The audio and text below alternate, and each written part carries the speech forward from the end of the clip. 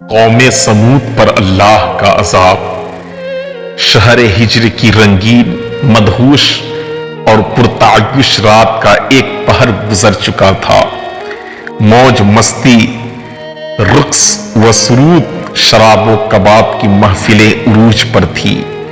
محلات سے بازاروں تک، گھروں سے گلیوں کوچوں تک، صحراؤں سے میدانوں تک غیر اخلاقی حرکات اور مکروہ دھندوں نے احترام آدمیت کی دھجیاں بکھیر کر رکھ دی تھی۔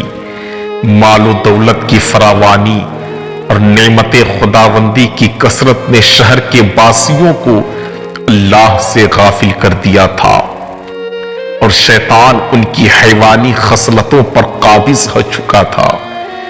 یہ ان کا روز و شب کا معمول تھا۔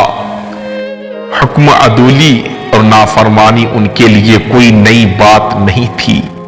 ہاں، اگر کوئی نئی بات تھی تو وہ اللہ کے نبی حضرت صالح علیہ السلام کا یہ فرمان تھا: اے میری قوم، تمہارے پاس عیش و عشرت کے لیے صرف 3 دن بچے ہیں، اس کے بعد تم پر سخت ترین عذاب آ جائے گا۔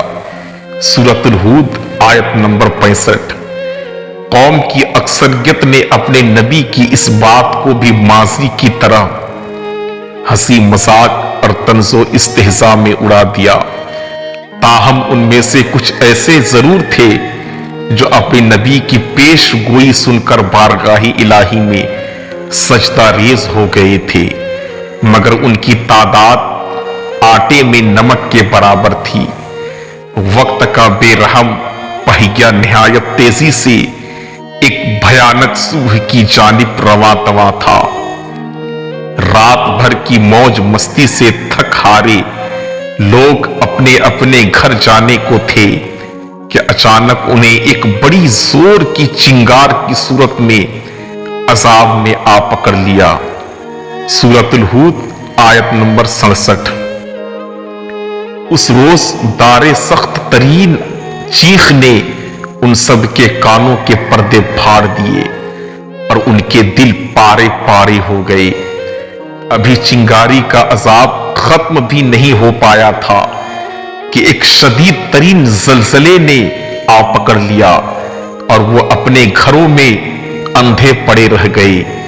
سورۃ الاعراف آیت نمبر 68۔ قوم سمود کو اللہ نے یوں نیست و نابود کر دیا کہ گویا کہ وہ کبھی آباد تھا ہی نہیں۔ سورۃ الہود آیت نمبر 68۔